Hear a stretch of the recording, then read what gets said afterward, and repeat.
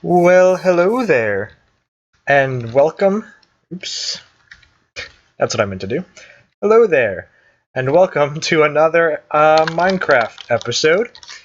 This is going to be a showcase of a thing that's not really done, or at least, I mean, it's done, but I don't have a use for it yet. You'll see. Basically, I've come up with this feature that I guess could be used in Minecraft maps, though I'm not sure how or why.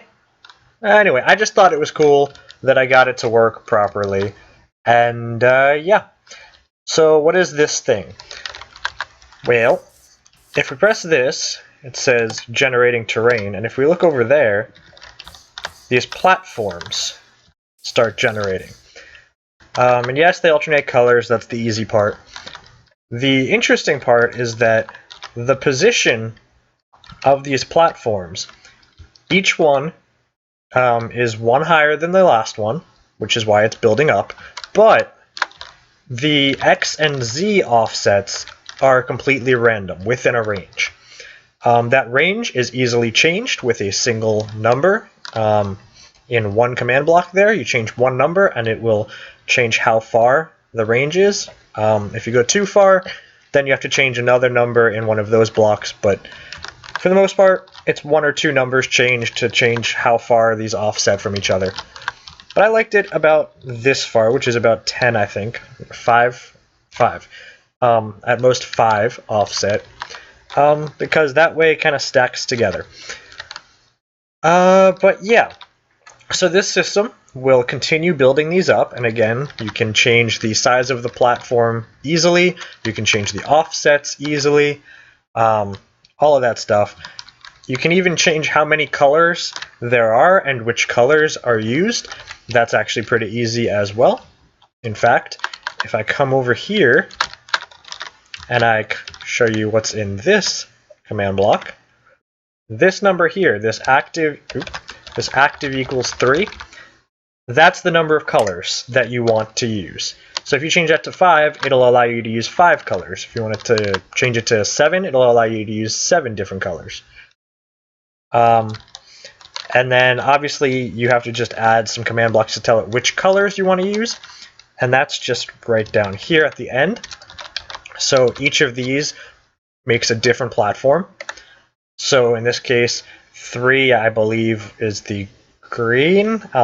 This is the data value for one of the colors of clay. And then this is the size of the platform. -5 to 5, which is 10 by 10, obviously. So it's a 10 by 10 platform in this color. If the score active, which in this case stands for active color, is 0.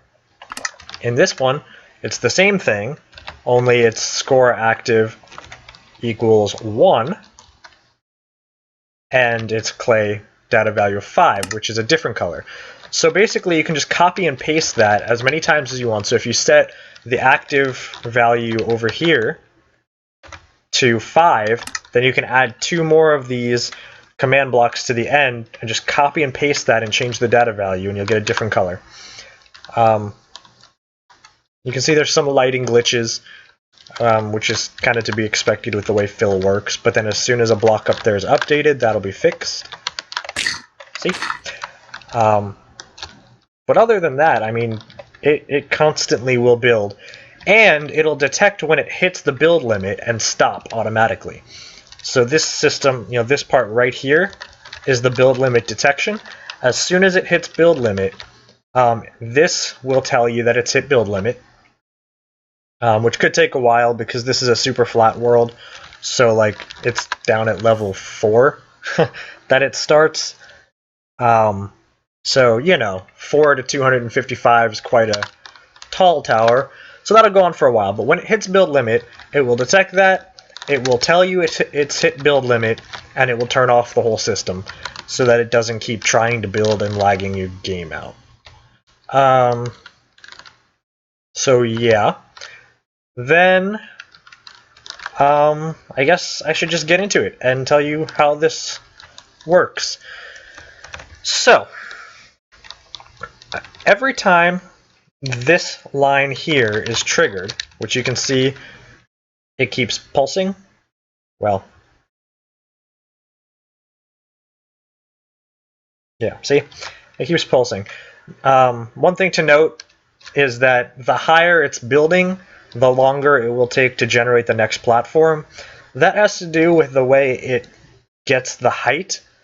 So if this were a single solid like rectangle of platforms and it weren't randomized like this, it would be a lot easier to make this. You would just teleport the marker up one, fill in the platform, teleport the marker up one, fill in a platform, and it would just be basically 2 or 3 command blocks could do the whole thing. But in order to get this random offset, it becomes not so easy. Now, I suppose it could be a little easier, or at least a little more efficient, if I used a set number of offsets. So for example, it could be +5, -5 on the X and +5, -5 on the Y. So it would have 4 offsets to choose from. And that would be more efficient because then it could just go and basically have a lookup table. But I didn't want that because it's limiting. It's not fully random. This system is in fact fully random with its offsets. And so how do I do that? Because if you talk about random and redstone together, you usually assume, it's going to be one of those dropper, hopper, randomizer things, and there is none. So the way this does its randomization is by taking advantage of the spread players command, which I believe is this one. Yes. So the spread players command, in case you don't know, will take a list of entities or players and it will spread them randomly around a given area.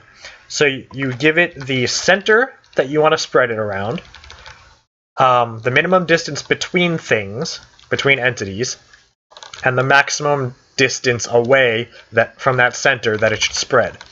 And if you do that, it will spread them around completely randomly. So it'll give it everything a random offset. So I'm using that to my advantage here.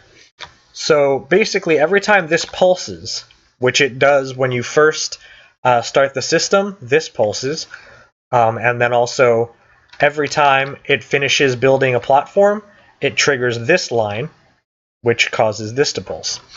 And every time this pulses, it will call the spread players command on a marker that is now up there, but it follows the platforms as they're being built. And every time the spread players command gets called, it moves it around randomly within a certain radius. In this case, I'm using a radius of 5. So if we look over here, this is the radius. So within a radius of 5 from its current position, which is what this is, it'll spread it around randomly. And so that's pretty much how it works. But the problem with spread players is that it automatically places the entities on the surface of whatever position it chooses. So if it shows, for example, after this were built, if it shows this X and Z position, assuming there's nothing above me, which there's not, then it would place the entity, that marker, right here instead of at whatever Y position it was at before. There's no way to preserve the Y position, which is annoying, but it's got a workaround, and that's what all of this is. This is pretty much just a workaround to deal with that. So after the spread players gets called, it comes in here, and it resets this, what I call a gauge, or you could call it a measuring stick, or whatever.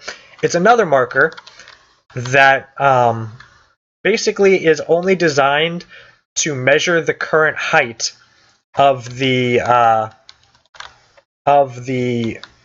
platform marker, and then subtract that from the height that you're supposed to be building at in order to figure out how much higher the platform marker needs to be so that you can teleport it up.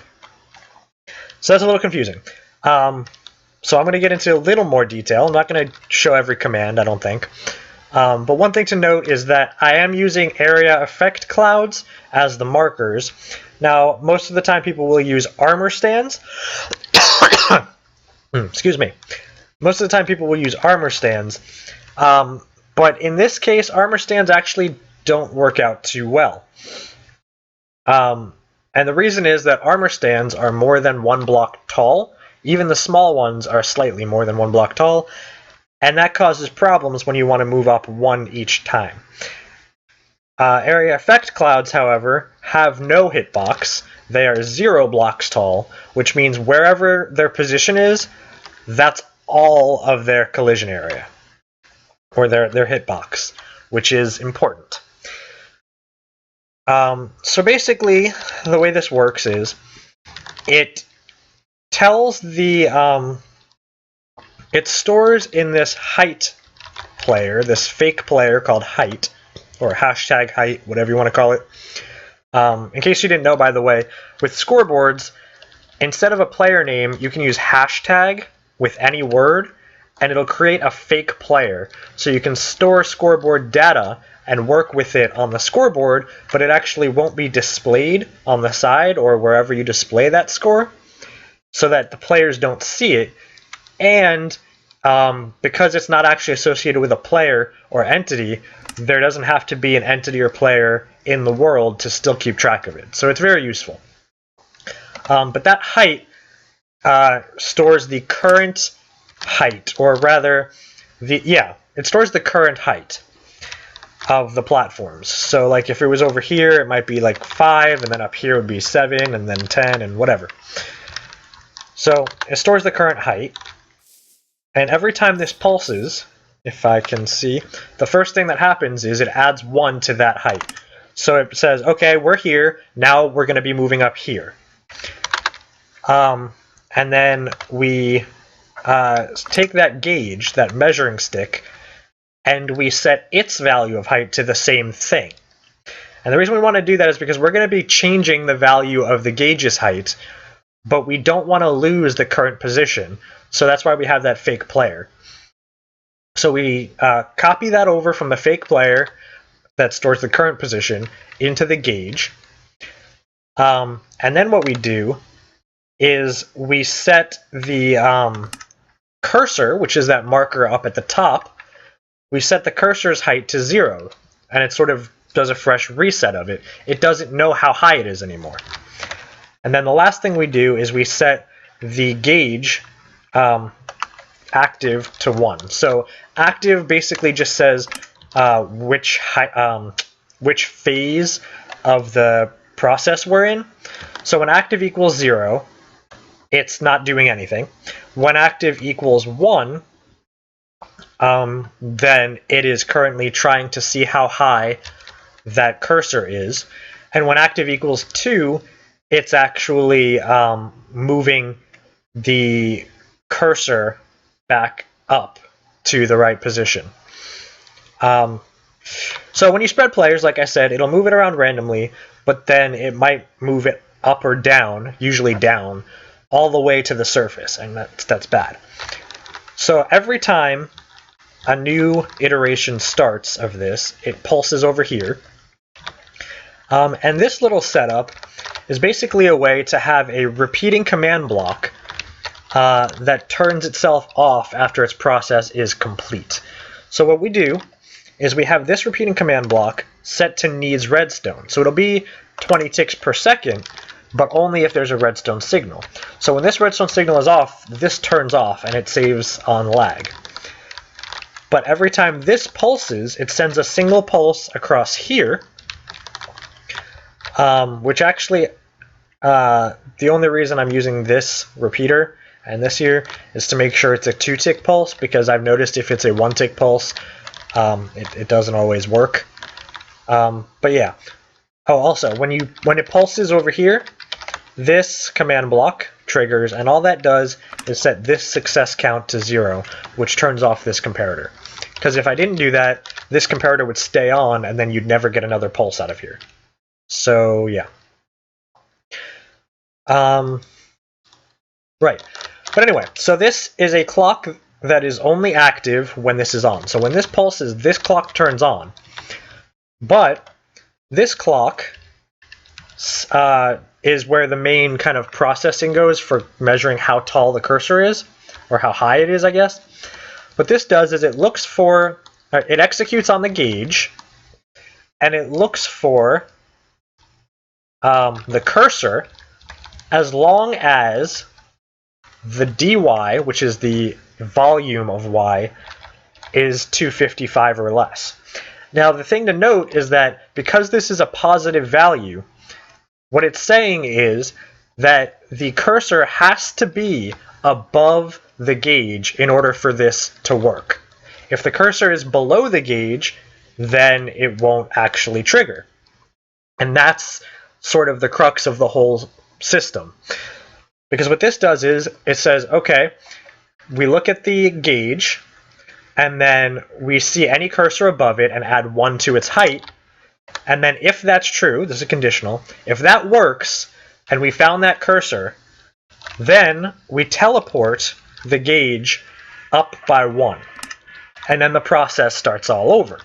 So what that basically does is the gauge looks up, sees if there's a cursor above it, and says, okay, so you're at least 1 tall, or 1 high, and then it moves up by 1.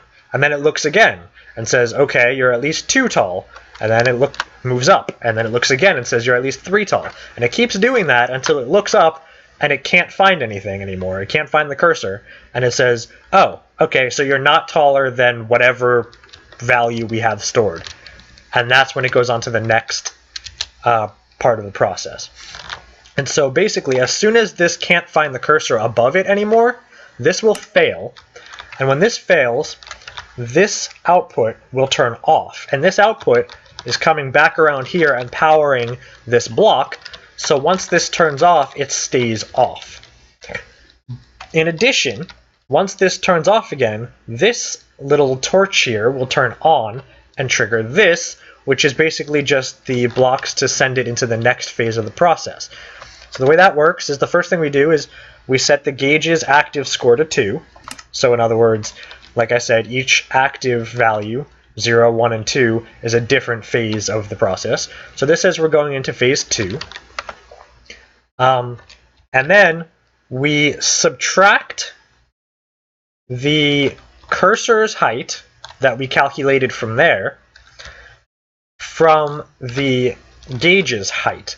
Now the gauge, remember, is currently storing the height that we're trying to be at, copied from that fake player.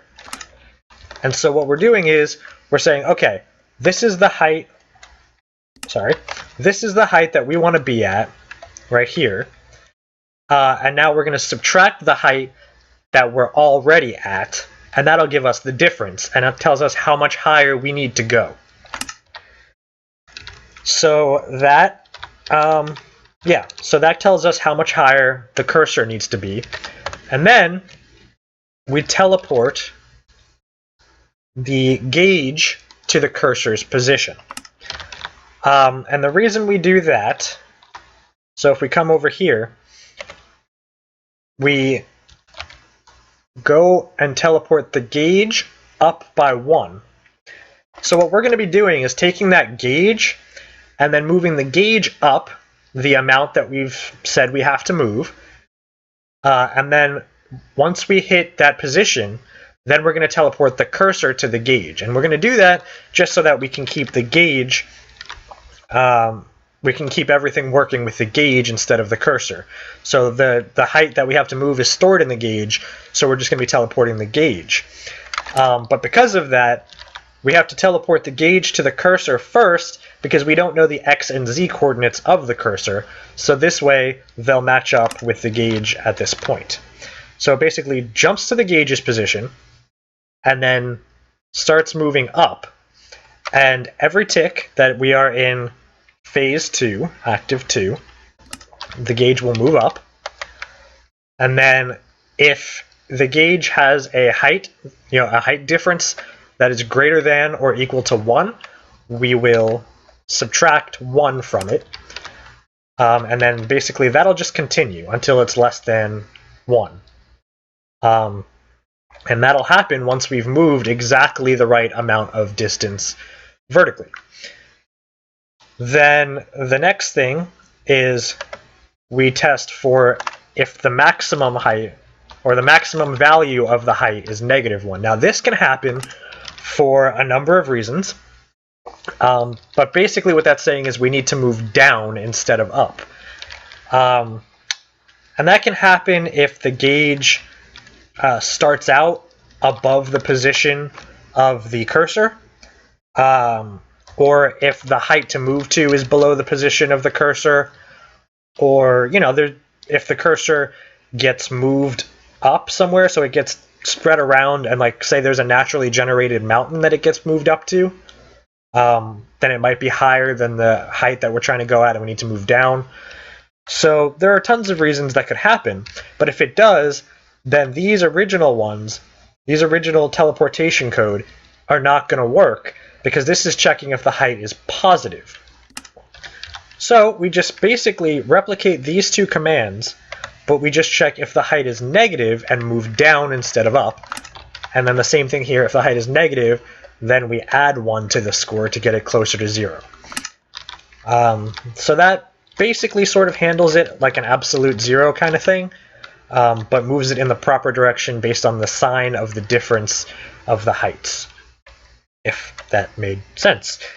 And then the last thing here is we literally are testing for the marker called gauge, so the gauge, but we're testing for if it's in phase 2 and its height score is exactly 0.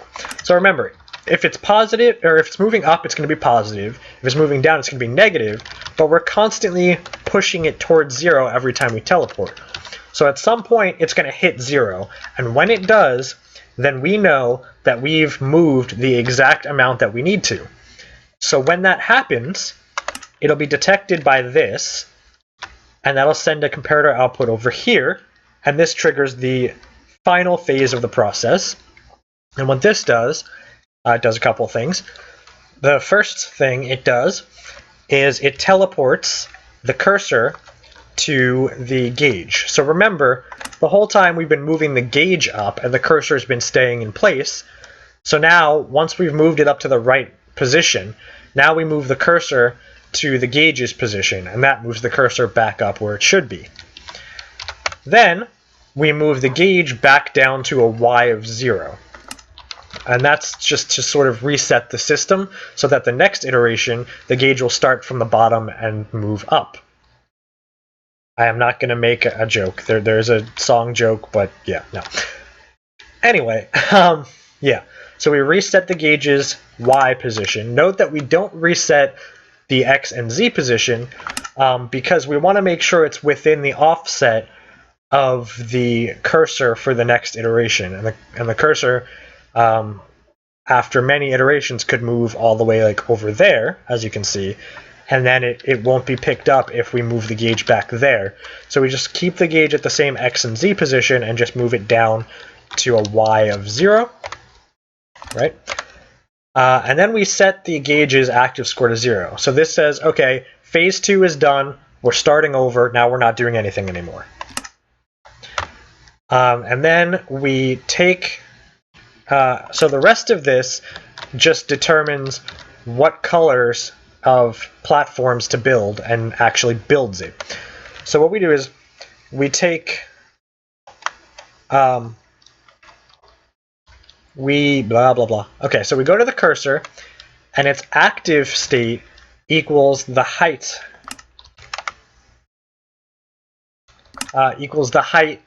of the platform. And then we set its active state to the same thing modulo height active, which height active is the one I showed you there. That's 3 that I told you you change that number to change the number of colors you use. So this is where that comes into play. So if you don't know what modulo is, it's the remainder after division, which means if you divide the two numbers, so if you divide active, so in this case cursor's active value, which was the height, if you divide the height by, in this case, 3, then whatever's left over, whatever's remainder, that's what the value will become. And so we're using this just to cycle through the colors. So let's say it's 1. 1 divided by 3 has a remainder of 1. And it goes to 2. 2 divided by 3 has a remainder of 2. But then it hits 3, and 3 divided by 3 divides evenly, so the remainder is 0. And then 4 divided by 3 has a remainder of 1. So it'll go 0, 1, 2, 0, 1, 2, 0, 1, 2, and it'll cycle like that, and each time it moves up 1, it'll cycle to the next color. So that's how we're doing the color cycling. And then these actually build the platforms. This just says, okay, now we execute at the cursor with an active score of 0, which the cursor's active score is unused anywhere else, so we're using it here to specify the color. So in this case, it's like active color instead of active phase. So if the score is 0, then we fill in a hardened stained clay platform of data value 3, which is 1 color. And then we just do the same thing here, except if the cursor's active score is 1, then we fill in a 10 by 10 stained hardened clay with a value of 5, which is a different color. And then over here, same thing, but if it's a value of 2 for the active, then the data value of the clay is 14, which is red. Now remember that one. And so that builds the next platform. So that's how we figure out where to build the platform. So this whole thing, this part, and this part, and this part, and this part, are all just to figure out where to build the platform. And then this part actually builds the platform and sets the color and resets the system. And so once you set the active score of the gauge to 0, which was right here, no, right here, yeah. Once you set the active score to 0, it will no longer do anything. And so you have to start a new iteration all over again. So the way that works is, remember, this is the last part, the last phase of the process. So once this is triggered by this comparator, it's going to trigger a repeater output over here because this block will be powered. So that comes around here, and after a delay, that delay doesn't need to be there, except that I didn't wire this up compactly, so it had to reach, but you don't need a delay.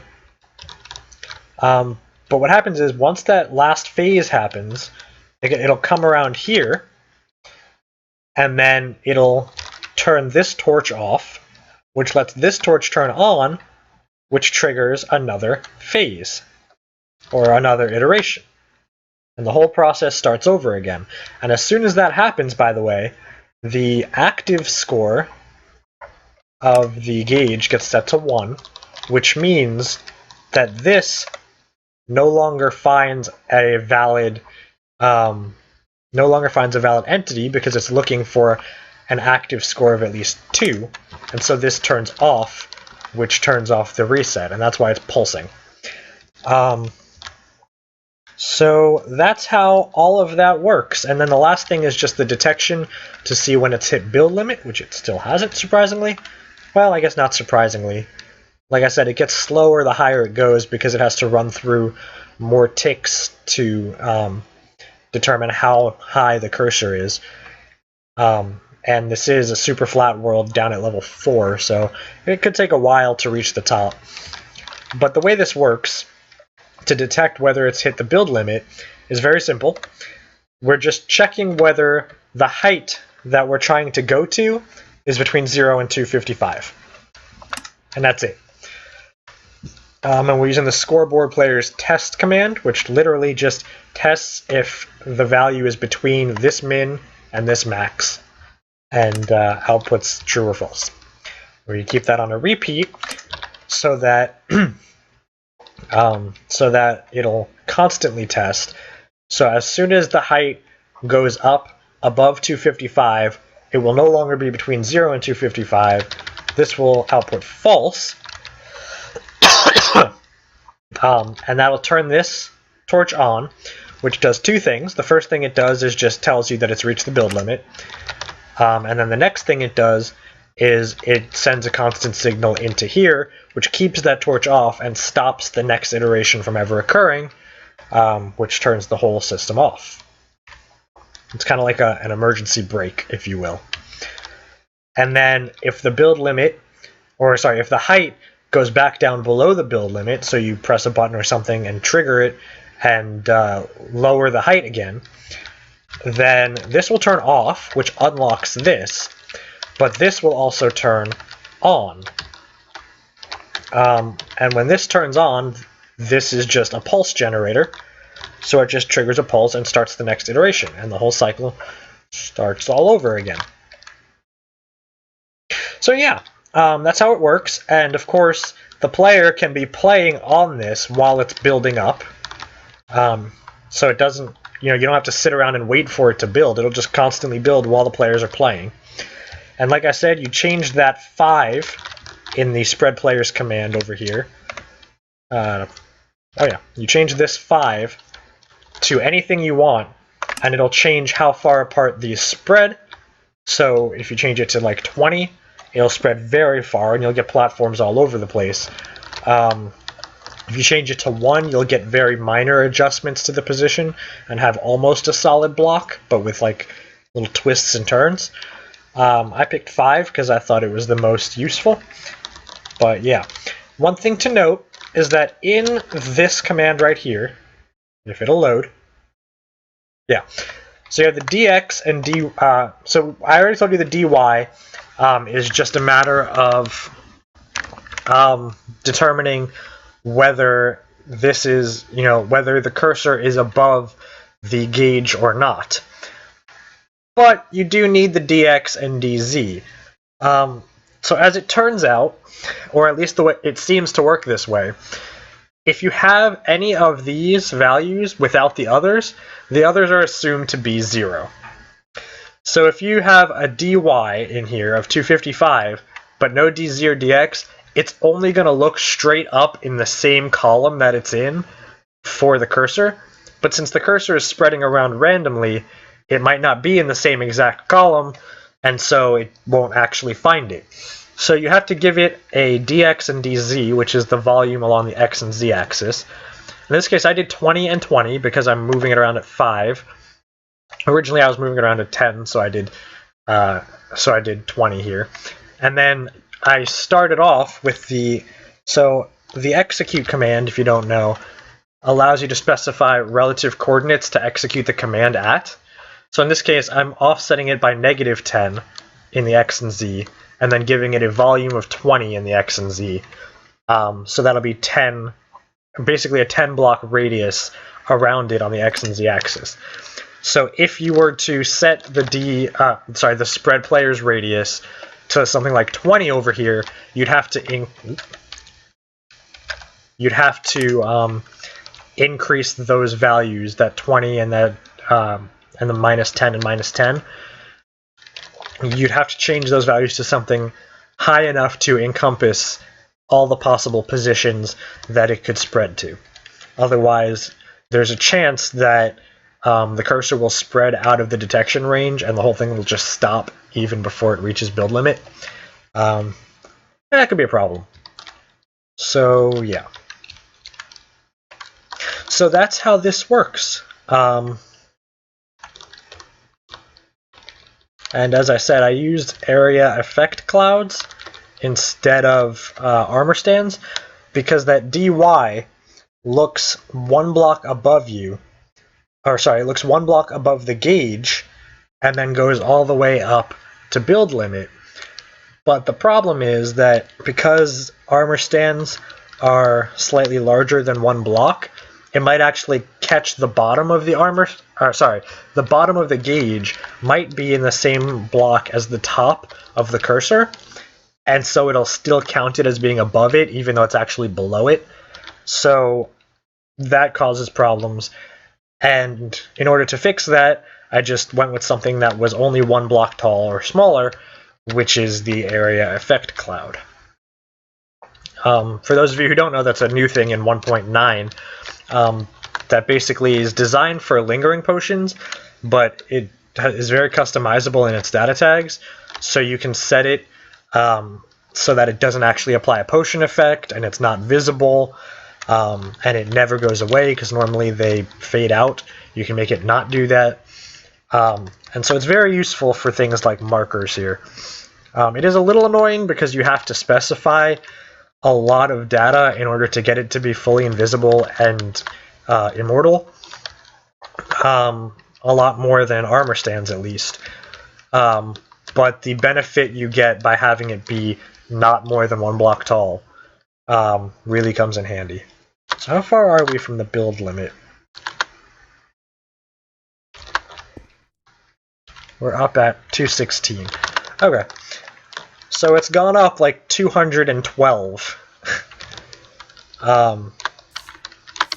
212 blocks. Yeah. And then you can see all of these lighting glitches from that. Oh, man. Oops. Let's see if I can't fix those. Oh, that's not a glitch. That's actually... Oh, because it's blocking the sun. Yeah. Anyway. Now, as for removing this, if you wanted to, that is a little bit of a problem. So let's come over here and reset the system. Now, this system is not designed to be reset before it's reached the build limit. So when I do this, it's going to pretend that it's hit the build limit. So, yeah. But that's fine. And then to reset it right now, I would have to kill those area effect clouds. Area effect cloud. And the gauge and the cursor are killed. So removing this is a pain in the butt. Because Minecraft has a limit on how many blocks you can fill at once. And this is far more than that. So the only way to remove this without using like MC Edit or something is to remove it one chunk at a time. And when I say chunk, I don't mean like Minecraft chunk, I just mean one area at a time. And so you'd have to do something like fill position minus 15, x minus 15, y minus 20, z minus 15, all the way up to x plus 15, y, z plus 15, and fill it with air, data value of 0, but when we get to the bottom, we don't want to replace anything on the ground, the actual grass or whatever, so we just tell it replace stained hardened clay. What? Oh, there it is. See? Laggy. But it works, so you just kind of hover above all the clay, and then just one chunk at a time go through and remove it. So yeah, like I said, this whole idea is a work in progress, this system. I don't know what I would use it for, and obviously it could be polished up a bit if I could automate this process, I suppose. But it could be useful in certain kinds of maps.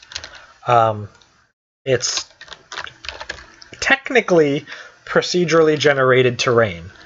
Obviously, it's not the best algorithm for it, but it could be useful for making certain kinds of towers. I actually got the idea from looking at a Minecraft map where it's basically a self-generating mountain, and you just have to race people up the mountain, and then whoever gets to the top first wins. And when it said, "Oh, this mountain is generates itself," I was like, "Oh, that'd be interesting. Let's see what I can do with that." And so obviously I didn't do a good job making a mountain. For that, I would have to effectively decrease the size of this platform on each iteration, which wouldn't be too hard. You just get a separate scoreboard objective for the size, and then just every iteration decrease that, and then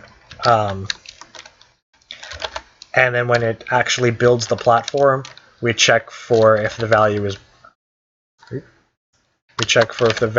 1, then it places 1 block. If it's 2, it places 2 blocks. If it's 3, it places 3 blocks, etc. That just gets tedious, though. So this could be useful on its own. Oh, crap. Did I leave stuff up there? Yeah.